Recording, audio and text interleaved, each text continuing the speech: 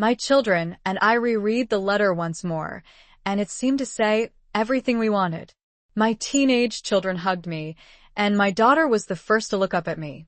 "Dad, do you think she'll make the right choice?" she asked thoughtfully. I frowned. "I hope so, for all of our sakes," I replied. My son looked at us. "That's unlikely," he said sadly. "Well, who knows? Your mother might come to her senses," I replied, without much conviction.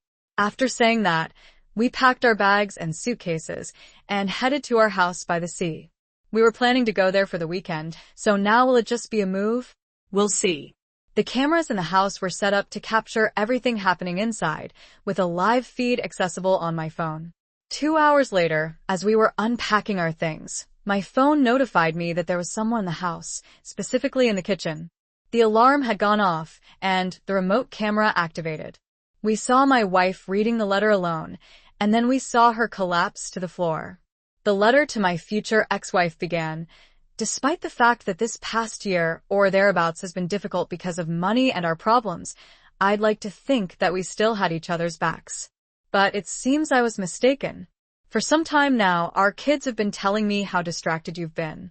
Honestly, I was so busy watching over the kids and handling all the issues at work that I admit I took my eye off the ball and should have noticed that something was wrong. Your family also saw how distant you were at our last family barbecue. Hell, everyone kept looking at you, but you ignored us all, focusing only on cooking and your phone. Your father kept asking me what was going on, and honestly, I didn't have an answer. When I tried to talk to you, it was like talking to a brick wall. Your sister spoke to me privately and told me about a man at your work, a man you seem to happily interact with, much younger and more fit. You don't talk to the kids, you don't talk to your parents, and even my parents are worried about you. I know my mother tried to speak with you, but she got no response. Right now, I'm away with the kids, combining a vacation with a business trip. The kids understand what I'm doing. The deal I'm working on is crucial for all of us. It secures our financial future, which in turn ensures we can do everything we want and fulfill all our promises. However, the kids are old enough to understand that this could be where our paths may diverge. 25 years ago, you said yes when I asked you to marry me. From that day on, I've loved you with everything I have. I know I don't always express myself well, but I want to tell you here and now that my love for you is absolute. However, if you do something foolish, break your vows, and cross a line from which there's no return, then it's over between us. So the choice is yours. Stay faithful, and we can talk through and clarify what you want from our marriage. But whatever you decide, my one requirement, my non-negotiable demand, is loyalty. If you can't agree to that, then it's over between us. I've already prepared the papers. Everything depends on your choice. Do what your heart tells you. And for heaven's sake, don't think with any other part of you. I know you have a date planned with your friend. If you sleep with him, then your entire family will be informed of our divorce. And yes, I will explain to them why. To everyone we know, I'll tell them why we're divorcing. Well, now it's all in your hands. I hope you'll pull your head out of the sand and send your boyfriend packing. But as I've already said, if you sleep with him, you will ruin us all and destroy our marriage. All right, it's your choice. Choose wisely. Just so you know, I'll track down your boyfriend and make it clear to him that he needs to back off. And if he doesn't, he'll regret seducing a married woman. I won't admit to anything, but he may not look quite as handsome after I'm done with him. Your husband and children. At first, I was a little stunned. This wasn't supposed to happen. Seeing my wife faint wasn't part of my plan. I watched for a few more minutes, and finally, she moved and sat up. Then, she slowly stood, and I saw tears streaming down her face. She picked up the letter again and reread it, seeming to snap back to reality. And then, she started shouting at herself loudly. "What a foolish, stupid creature you are. You damn idiot," she muttered to herself. She looked around the kitchen, and when she saw my wedding ring on the table, she cried out in pain. "What have I done? I'm such an idiot. I hope it's not too late," she continued berating herself. Then there was a knock at the door. She turned and walked from the kitchen to the front door. On the way, as she passed by our set of kitchen knives, She picked up the largest one and headed toward the hallway. The hallway camera began recording, and I saw my wife open the door. A young man, likely around 20 years old, staggered through the entrance. He regained his balance and spread his arms wide. "Bibi, I'm here now. Where's your little husband?" My wife stepped up to him and pressed the knife to his throat. "You have no idea what you've done. You've destroyed my marriage, and now it looks like most of my family will disown me. I was damn foolish. I gave in to your pressure, almost convincing myself I had the right to sleep with you. I'm such an idiot. Now everyone at work is probably laughing their heads off." A look of horror crossed his face. He had come to see his lover, but now he was standing face to face with a devil. "Thank God I only kissed you," she said. "When my husband speaks to me again as a husband or an ex-husband, I'll tell him how you tried to convince me I needed your big size. I'll tell him it took you a year just to finally persuade me to even consider sleeping with you." Once he stepped forward, trying to push her away, but instead, my wife pressed the blade even deeper into his throat. I saw a thin stream of blood trickling down the blade. "You bastard, I have nothing left to lose. My life is over, so slitting your throat will be quite satisfying. Once you bleed out, I'll cut off your manhood, so you can enter hell as a eunuch. And now, back away slowly, open the door and leave, and don't ever come near me at work or anywhere else." He slowly backed away, his trembling hand opening the door, then turned and almost ran down the driveway. That's when I saw the door slam shut, and then my wife leaned against it, tears streaming down her face. Then she suddenly stood up and seemed to notice the evening dress she was wearing, one I hadn't bought her. She took the knife and sliced the dress, leaving herself in the black lace lingerie that I had bought her. She ran upstairs and the bedroom camera turned on. She went to my CL closet, picked out a shirt she had bought for me, put it on, then went to her own closet and put on an old pair of jeans. Then she started making a call. My phone rang, and of course it was my wife. "Yes, Carol. How can I help you?" I said without any emotion. "Gary, I know you saw him in the house. I know you saw me nearly kill him, and God knows, I would have gladly slit his throat." There was a manic edge in her voice. "Carol, listen to me carefully. Our kids don't want their mother in prison, and they also don't want me in prison. I can see you're not thinking straight, so I'll tell you what to do. You're going to contact all our families and apologize to them for being a pain for the past year." "Gary, yes, of course, I'll do that. Gary, I'm so sorry I've been such an idiot. You know, I didn't actually sleep with him, right? If I'd even suspected for a moment that you had actually slept with him, we wouldn't be having this conversation," I said with a tense voice. "Now, do as I say, contact everyone we know and apologize to them, and tell them exactly why we're not together. I want everyone to know how foolish you've been." "Yes, Gary, I'll do everything you said. Gary, just so you know, I really do love you. And if you want a divorce, I won't stand in your way. It's the least I can do. But please don't erase me from your life." She ended the call, and then proceeded to contact her family, my family, her coworkers, and then our friends. My phone went crazy with 20 messages from friends and family, texts from my wife's colleagues, and various people I didn't even know. But the general message was the same: how foolish my wife was, and how she could have done such a thing.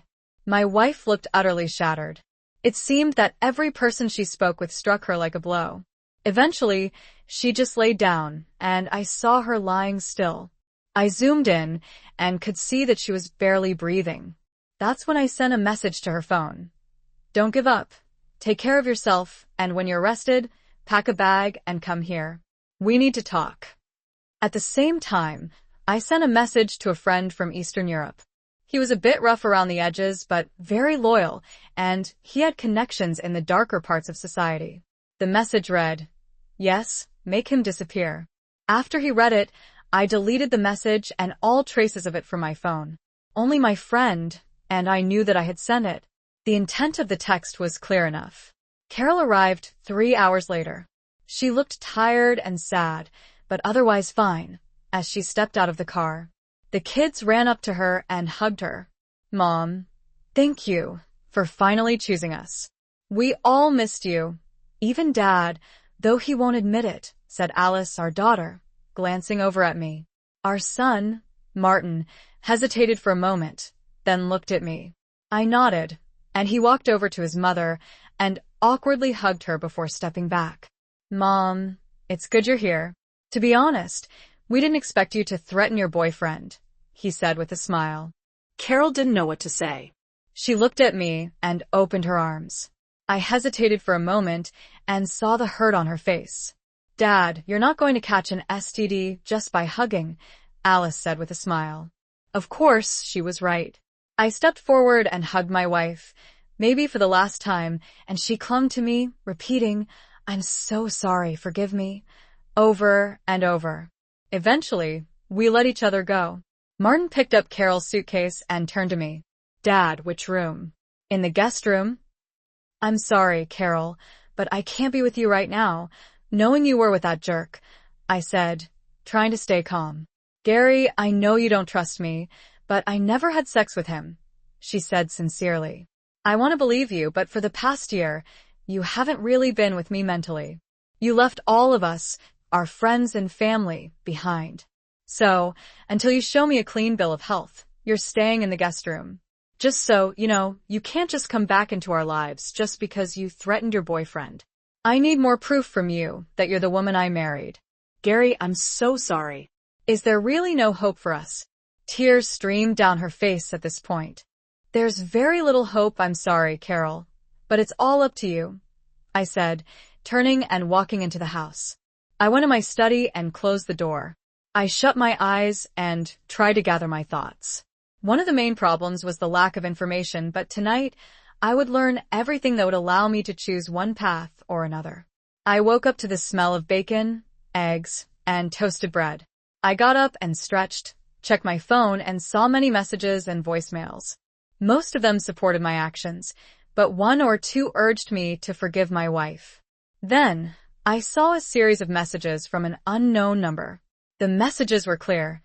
No sex with your wife. They only kissed. He only touched her outer clothing, sometimes brushed against her bra. No love. He just wanted to sleep with her. He slept with other married women and enjoyed it.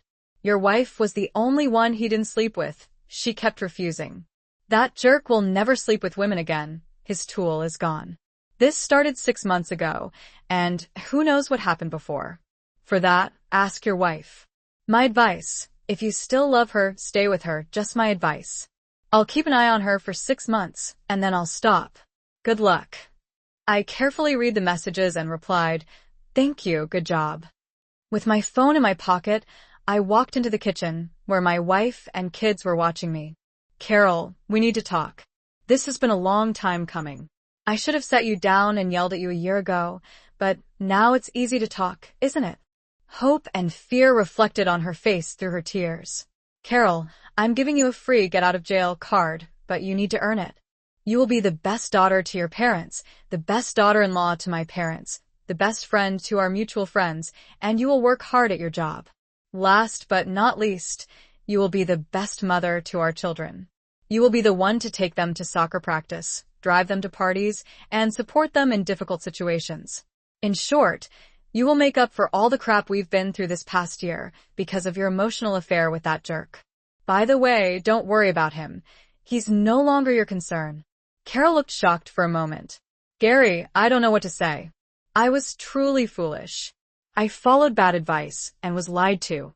I'm also obviously very trusting, but if you give me a chance, I will prove to you and everyone else that I'm not a lost cause. She stood up, hugged me, and then stepped back. I love you, Gary. I always have and always will, and I will show you my love until the day I die. Martin coughed. Dad, take Mom upstairs and show her who's in charge around here. My girlfriend likes it when I take control, he said, laughing.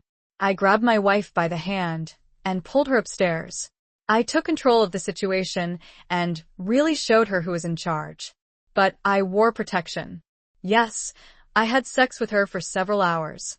By the end, she could hardly walk or talk, but she had the widest smile I had seen in years.